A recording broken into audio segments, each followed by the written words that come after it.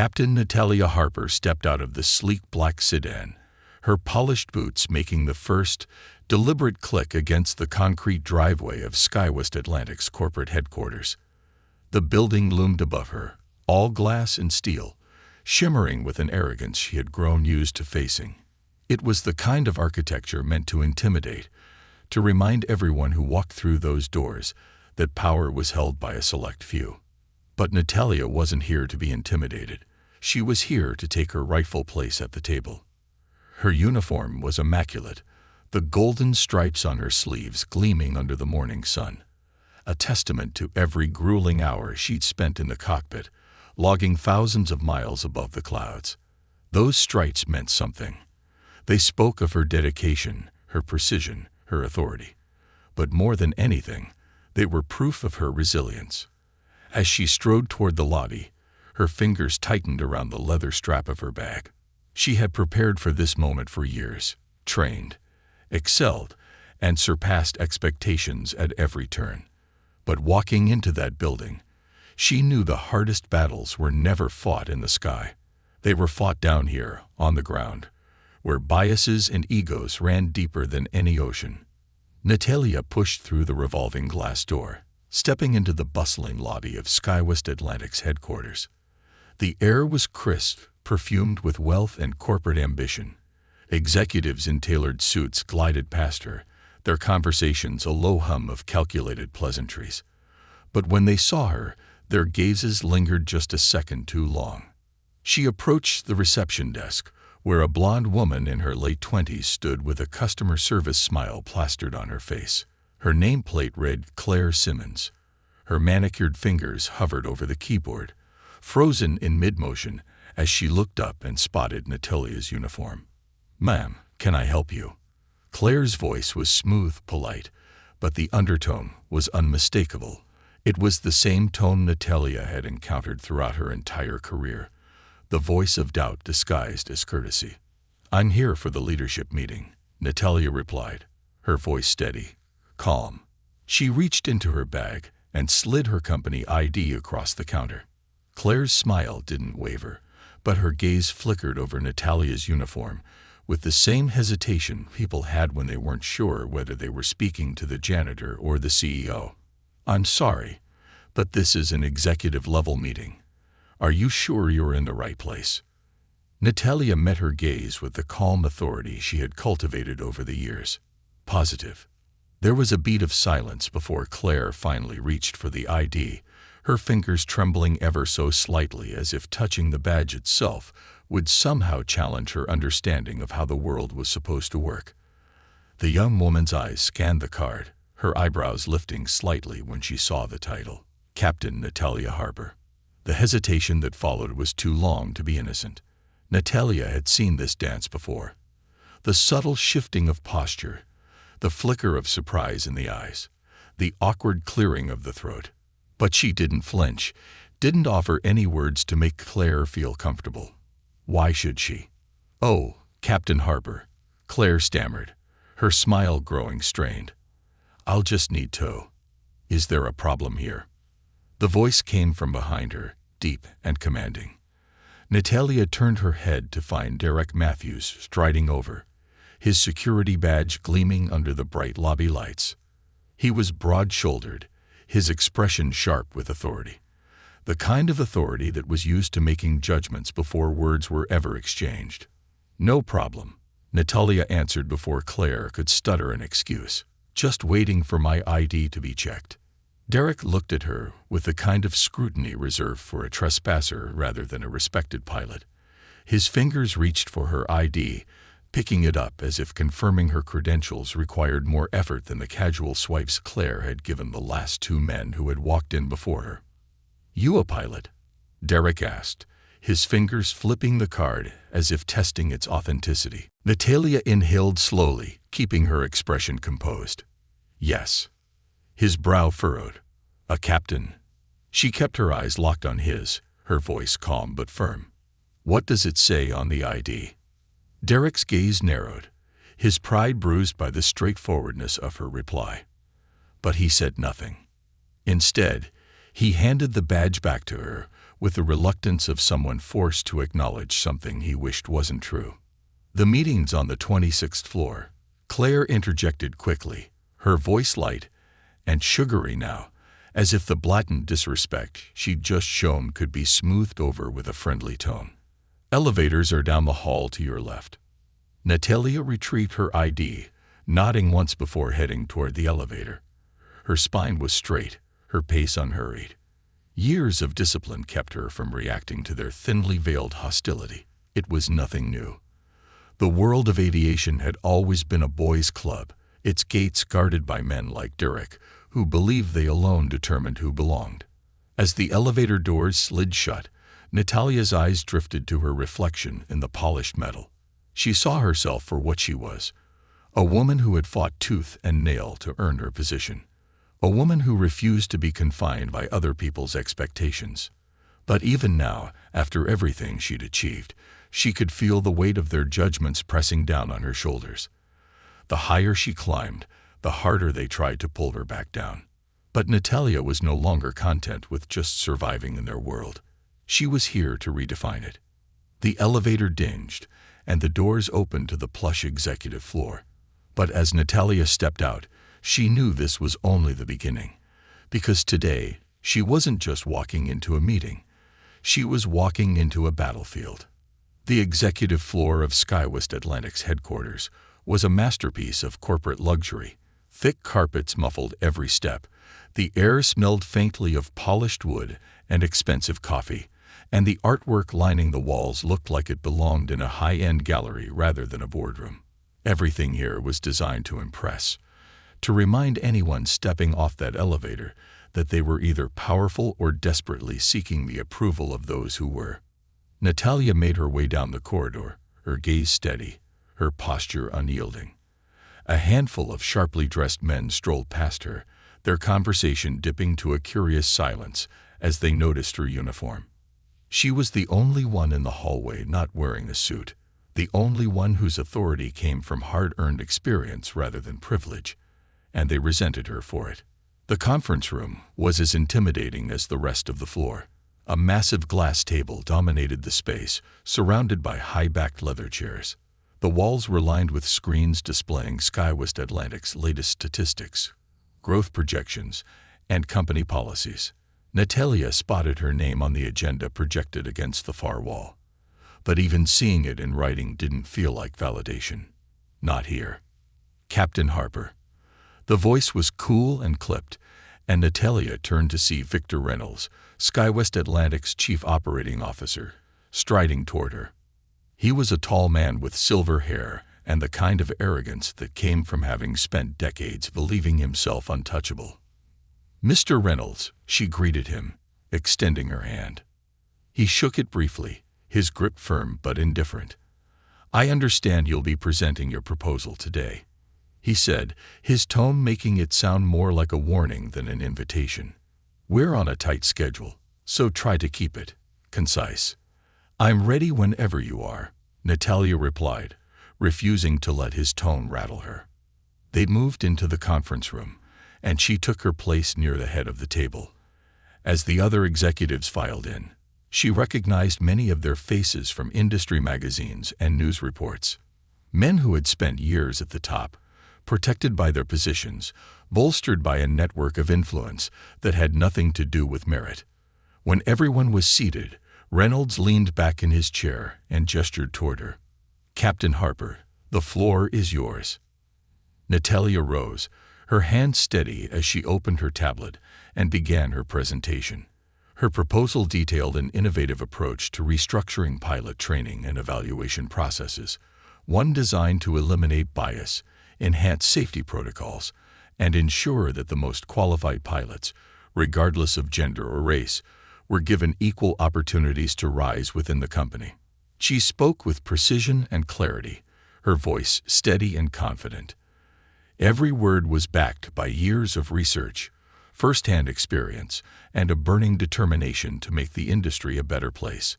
As she spoke, her gaze traveled around the table, assessing the expressions of the men seated before her. Some nodded politely, their expressions neutral but curious. Others scrolled through their phones, their disinterest blatant. But the worst were those who smiled, thin, condescending smiles that made it clear they weren't listening, merely waiting for her to finish so they could dismiss her efforts. "Thank you, Captain Harper," Reynolds said the moment she concluded. His smile was the kind that didn't reach his eyes. "I appreciate your enthusiasm, but this proposal, while ambitious, seems rather impractical. Pilots are evaluated based on their skills and performance. Always have been." "With all due respect, sir," Natalia replied, her tone even but unyielding. "Skill and performance are essential, but if the evaluation process itself is flawed or biased, then true merit isn't being recognized. This proposal isn't about lowering standards. It's about raising them to a level of fairness and accuracy the company has never seen." "I think we already have a very effective system in place," interjected another executive to Reynolds' left. Henry Davis, head of operations, known for his fierce protection of the status quo. "You're suggesting we overhaul something that's been working just fine for decades." "Working just fine for whom?" Natalia shot back. The words left her lips with more force than intended, but she didn't regret them. "Because from where I stand, it's only working for those who already have a seat at this table." A low murmur rippled around the room. For a moment, Natalia wondered if she had gone too far. But the truth was, there was no such thing as too far when the system itself was the problem. "Captain Harper," Reynolds said, his voice now dripping with condescension, "I understand you feel strongly about this. But you're a pilot, not an executive. You understand the skies, but these kinds of decisions, they require a different level of expertise. And yet, it's pilots like me who face the consequences of decisions made by people who've never set foot in a cockpit," Natalia replied. "I'm offering a perspective you don't have. One that could improve your entire operation if you're willing to listen." Reynolds chuckled, the sound hollow and dismissive. "You make a passionate argument, Captain. But passion doesn't always translate to practicality. I think we've heard enough for now." He didn't ask for questions, didn't open the floor for discussion.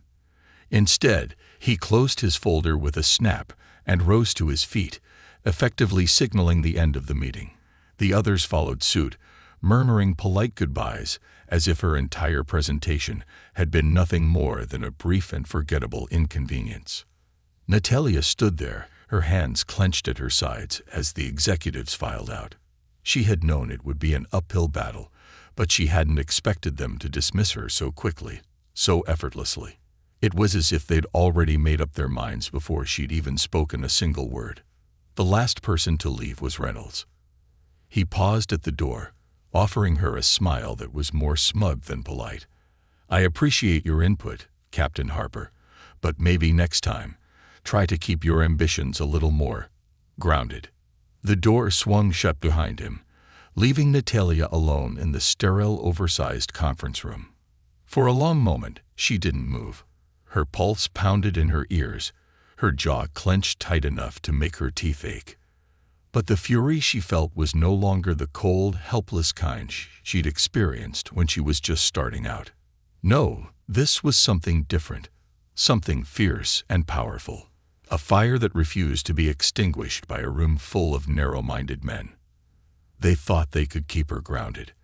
They thought her wings could be clipped by a dismissive remark and a closed door. They had no idea what she was capable of. If they wouldn't let her through the door, then she would build her own. The days that followed the disastrous meeting left Natalia simmering with frustration. Their dismissal was like a toxin working its way through her veins, a bitter reminder that she had dared to step beyond the boundaries they had drawn for her. But if they thought her determination would fade, they were sorely mistaken. Back in her modest apartment overlooking the restless city, Natalia poured herself into her work. Late nights became early mornings as she refined her proposal, gathering irrefutable data, contacting allies she had made throughout her years in the industry, pilots, trainers, safety officers, people who understood the challenges of flying better than anyone in those marble boardrooms ever could. They encouraged her, shared stories of their own frustrations, their own dreams of a fairer, stronger system. It was as if her struggle had unlocked something in them too, a hunger for change that had been quietly smothered for far too long. But encouragement wasn't enough. Natalia needed allies who could help her do more than just dream. She needed investors, people with influence who understood that what she was building wasn't just about equity, but excellence. The first round of calls was brutal. Corporate sponsors, financial backers, aviation giants who wouldn't even let her finish a sentence before politely ending the conversation. They all had their reasons: lack of interest, perceived risks, an unwillingness to upset the status quo. But their words all carried the same underlying message. Why fix what they didn't see as broken? Weeks passed, and Natalia began to feel the strain of rejection. Every failed call, every condescending dismissal felt like a blow to the gut. But failure was an old enemy, one she'd conquered before. So she pushed forward. And then, finally, a breakthrough. "You're saying you want to build an airline from scratch?" The voice on the other end of the phone was skeptical, but intrigued. "Yes," Natalia replied, her voice steady even though her heart was racing. "One that evaluates pilots purely on skill, performance, and dedication. No more outdated biases, no more arbitrary limitations, just excellence." A pause. Then a chuckle. "Bold. Risky, but bold. Safety and efficiency shouldn't be compromised by ignorance. I want to build something better. And I'm looking for people willing to take that journey with me. Send me your proposal." It was a sliver of hope, but it was enough. Over the next several months, Natalia's world became a whirlwind of meetings, presentations, negotiations, and relentless hard work. Her living room transformed into a makeshift office. Papers and blueprints strewn across every surface, the walls decorated with flowcharts and strategic outlines. Sleep became a luxury she could no longer afford. Word of her ambitions spread. Some called her idea revolutionary. Others called it naive.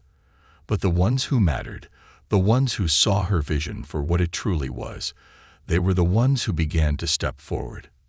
Investors, engineers, programmers, and pilots tired of being undervalued and overlooked. It was as if she had struck a chord with the disillusioned, the talented people who had been quietly waiting for a chance to prove themselves, and Natalia welcomed them with open arms. As the project grew, so did the pressure. They were building something from the ground up, an airline with a mission that went beyond profit margins and corporate prestige. Natalia's idea wasn't just to create a new airline, it was to create a new standard. But her boldest move came when she publicly announced her plans. During a highly publicized aviation conference, Natalia stood before a crowded auditorium and delivered a speech that would set the industry on fire. Her voice rang clear and powerful, the words crafted from years of frustration and a burning need for change. For too long, talent has been wasted, passed over, dismissed. The sky was never meant to be a private playground for the privileged few. It's meant to be conquered by those with the skill and the courage to reach for it. That's why I'm building something new. An airline where talent and dedication are the only things that matter, where excellence isn't just an ideal, but a standard. The reaction was electric. Media outlets scrambled to cover the story, their headlines capturing her defiance and ambition. Trailblazing pilot takes on aviation giants. Natalia Harper declares war on discrimination in the skies. A new era in aviation. The attention was exhilarating, but it also painted a target on her back. Established airlines scoffed at her vision, dismissing her efforts as a publicity stunt. SkyWest Atlantic, in particular, made it clear that they had no intention of acknowledging her as anything more than a disgruntled pilot making noise. But Natalia refused to be silenced. Every attempt to undermine her resolve only strengthened her determination. She continued building, attracting investors who believed in her vision and hiring the brightest minds who had been ignored by the very system she was challenging. And then came the day her efforts paid off. Natalia stood on the tarmac of a private airfield, the cold morning air biting against her cheeks. Behind her, a newly painted aircraft gleamed under the rising sun, its logo a sleek silver phoenix, an emblem of rebirth and defiance. Her airline was no longer just a dream. It was real. The plane was hers. The company was hers. And the future was hers to shape. As she gazed at her creation, a surge of emotions flooded her chest. Pride, relief, and something deeper, something fierce and unbreakable. She hadn't just built an airline. She had built a movement. The phone in her hand vibrated. A text message from one of her investors. "Are you ready?" Natalia typed back her response with a steady hand. More than ever. But Natalia knew this was only the beginning. Because tearing down a system built on discrimination wasn't just about building something new.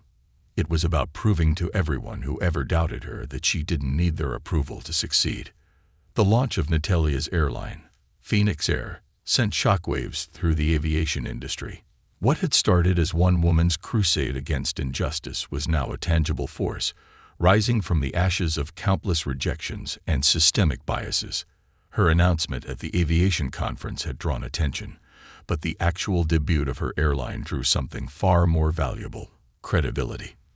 The first flight was a symbolic journey, a cross-country flight from New York to Los Angeles. The media was invited, their cameras eagerly capturing every moment as the sleek aircraft taxied down the runway. The buzz was undeniable, a ripple of excitement mingling with skepticism. Critics were eager to see her fail, but the support from everyday people was overwhelming.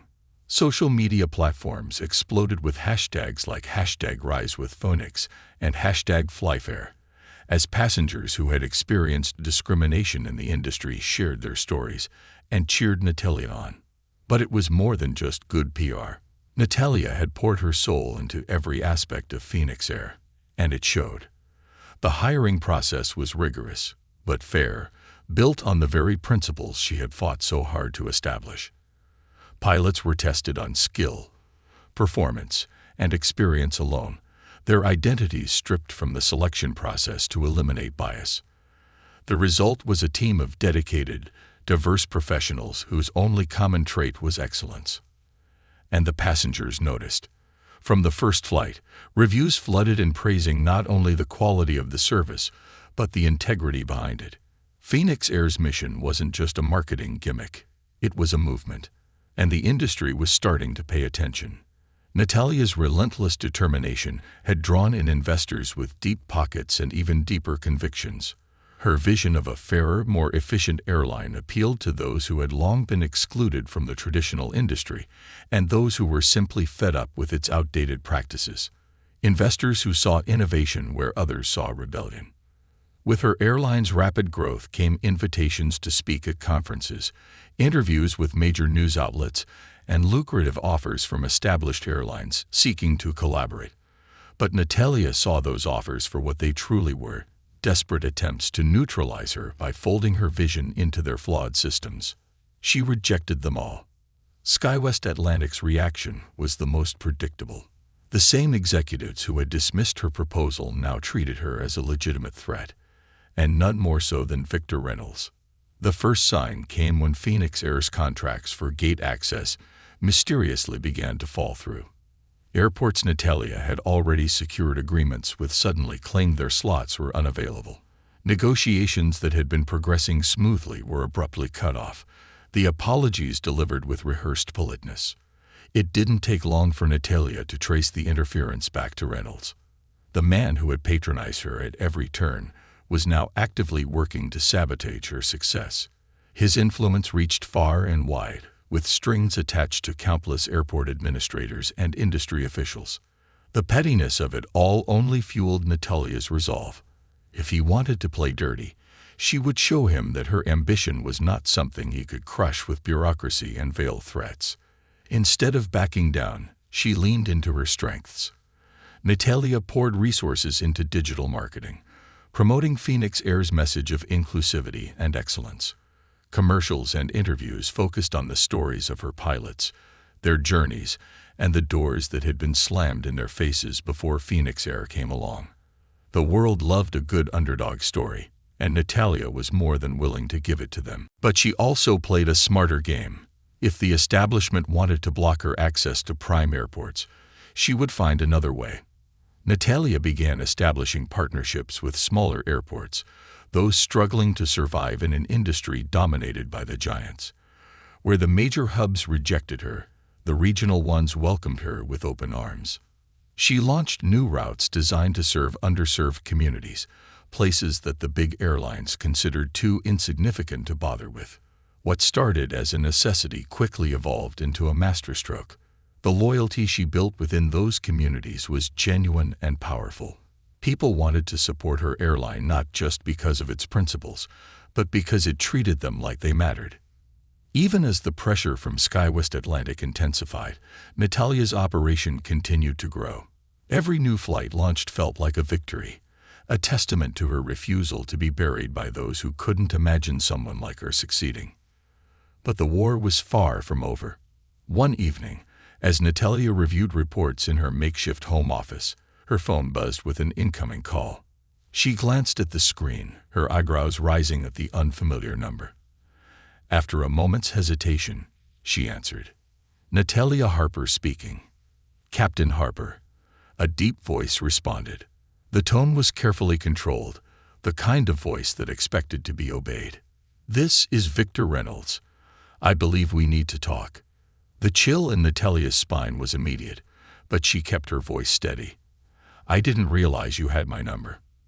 Your contact information isn't as difficult to obtain as you might think, especially when someone in your position begins disrupting the industry. There it was, the barely concealed accusation.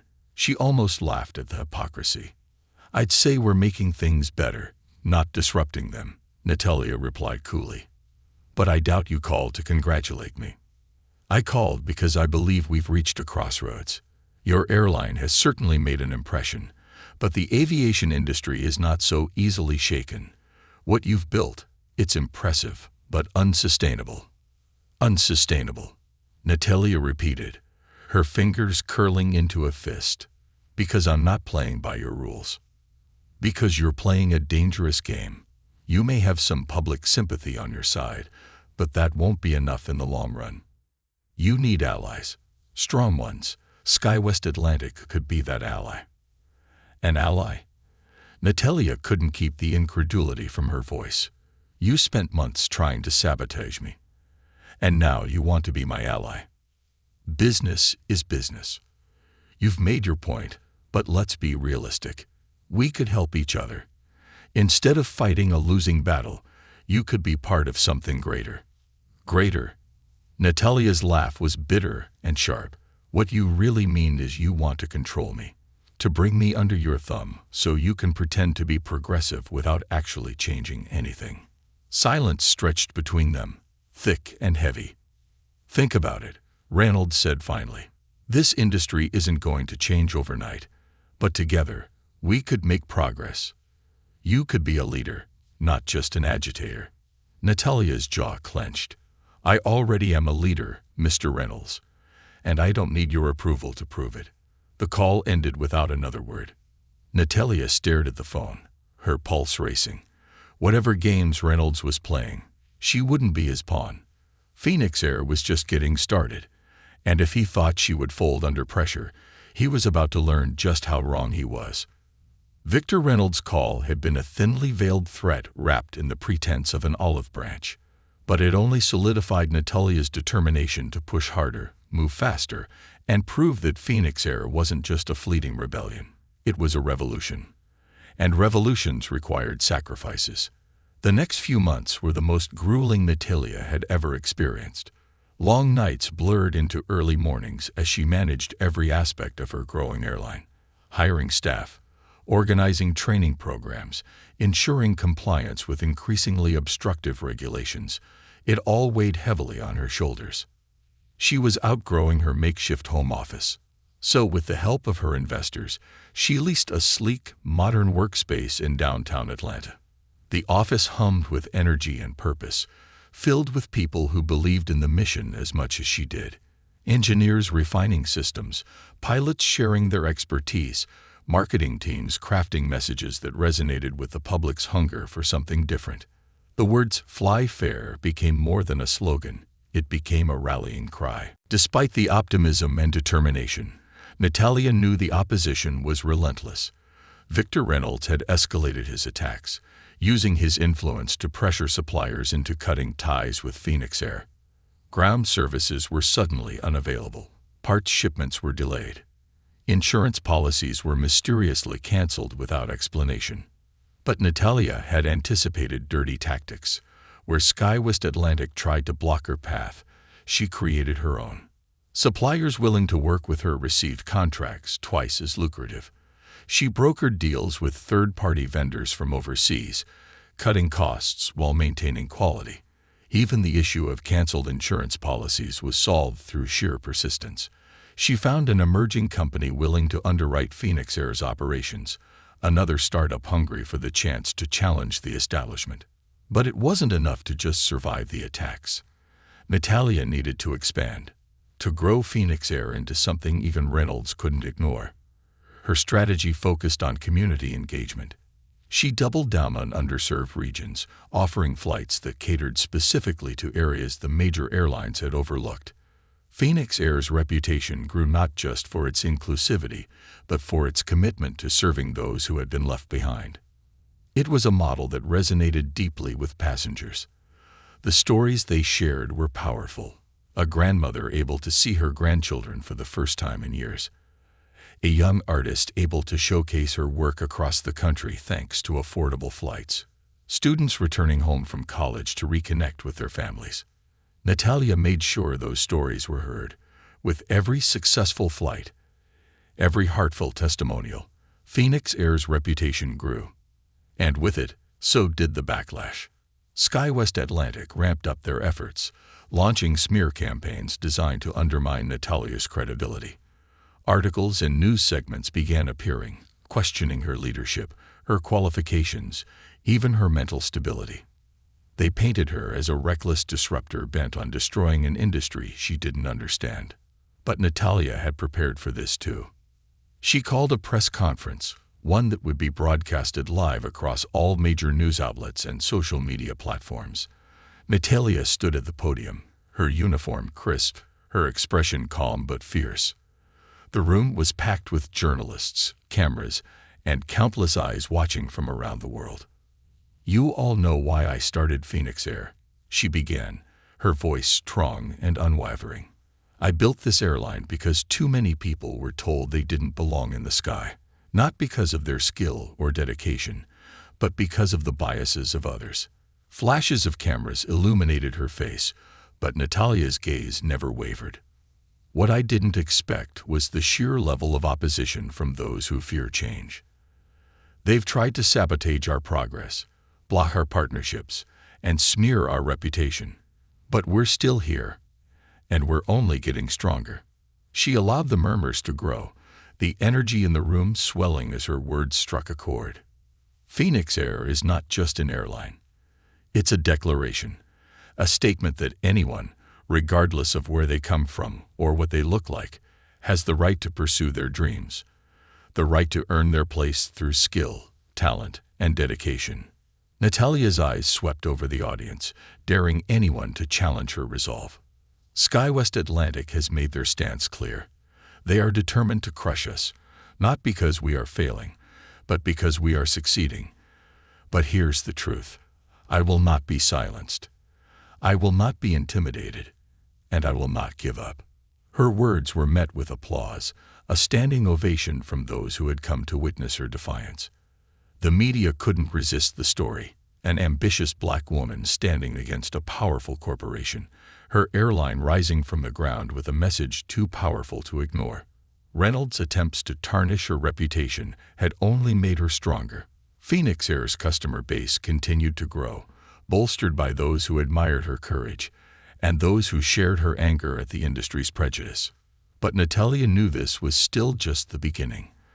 For all the victories she had achieved, she had yet to make SkyWest Atlantic feel the weight of her success. The first true blow came not from her speeches or marketing campaigns, but from the numbers. SkyWest Atlantic's profits began to drop, their market share slowly but steadily bleeding away. And it wasn't just from the regions Natalia had focused on.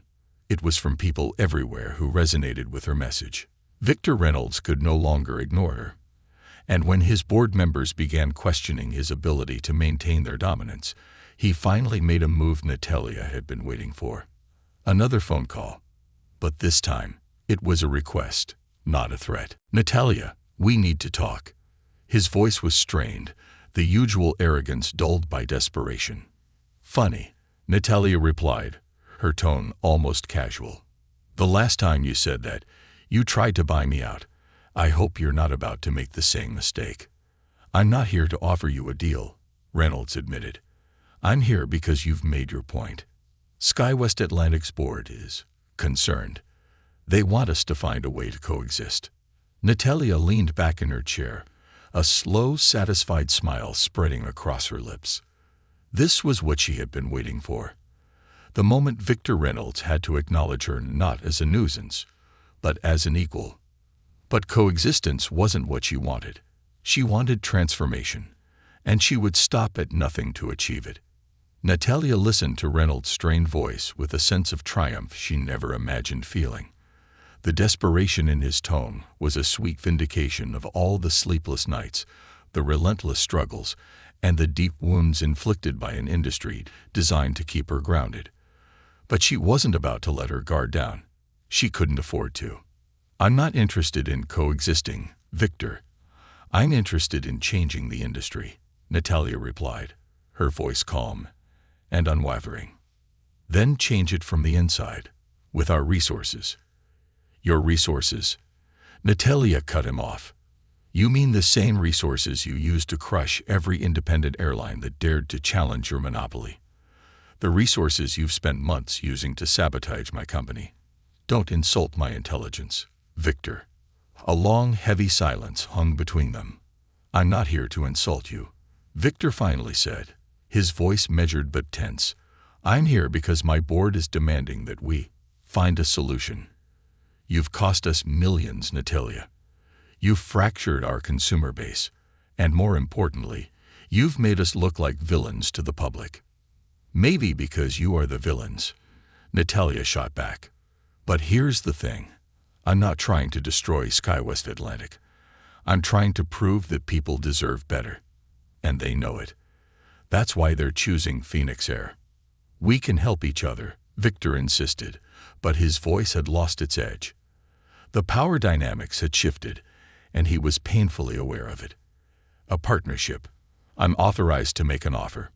Natalia let out a laugh that was colder than she intended. "I don't want your offer. What I want is accountability. I want SkyWest Atlantic to stop weaponizing its influence against its competitors, to stop discriminating against pilots and employees who don't fit your mold, to actually practice what you preach about diversity and equality." "Those are ambitious demands," Victor replied, his voice stiffening with irritation. "And if I say no, then I'll continue to take your customers," Natalia replied. "One flight at a time, one city at a time. You've already seen what I can do with limited resources. Imagine what happens when I expand." "Your arrogance is confidence, Victor," she interrupted. "It's called confidence, something you clearly don't recognize because you've spent your career surrounding yourself with people who bend over backward to appease you."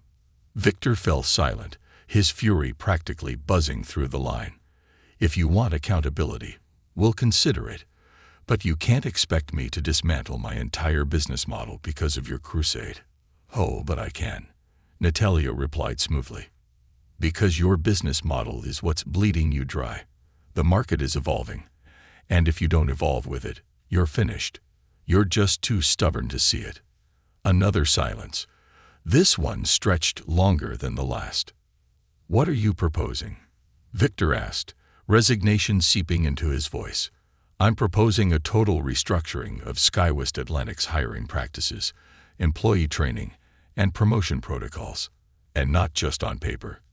I want public transparency, third-party oversight, acknowledgement of your wrongdoings, and a sincere commitment to rectifying them.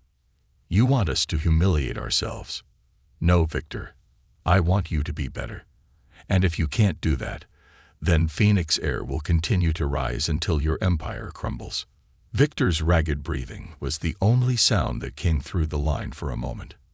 Then, with a voice barely above a whisper, he replied, "I'll speak with the board." "You do that," Natalia said, her words dripping with finality. "But understand this. I'm not waiting for your approval. My airline is growing, with or without your cooperation." The line went dead, but Natalia didn't care. For once, she was the one leaving Victor Reynolds hanging. Over the next few weeks, Phoenix Air's growth was nothing short of explosive. New investors came forward, emboldened by the company's refusal to be silenced. Cities that had previously turned Natalia away now welcomed her with open arms, eager to align themselves with the movement Phoenix Air had become. The lawsuits came, of course. Victor's desperation knew no bounds, but Natalia's legal team was prepared, and every attempt to undermine her progress was met with countermeasures even the most seasoned corporate lawyers couldn't predict. It was more than just a battle of businesses. It was a war of ideals, and Phoenix Air was winning. But Natalia didn't stop there. She released a comprehensive report detailing the obstacles Phoenix Air had faced. The document exposed the corruption and discriminatory practices embedded within the aviation industry, including the tactics used by SkyWest Atlantic to stifle competition. It was a bombshell, and the media devoured it. Even those who had previously dismissed her as a nuisance couldn't ignore the truth. Public outrage erupted, forcing SkyWest Atlantic's board into an uncomfortable spotlight. Pressure mounted from all sides, investors threatening to withdraw, customers flocking to Phoenix Air, and activists demanding immediate change.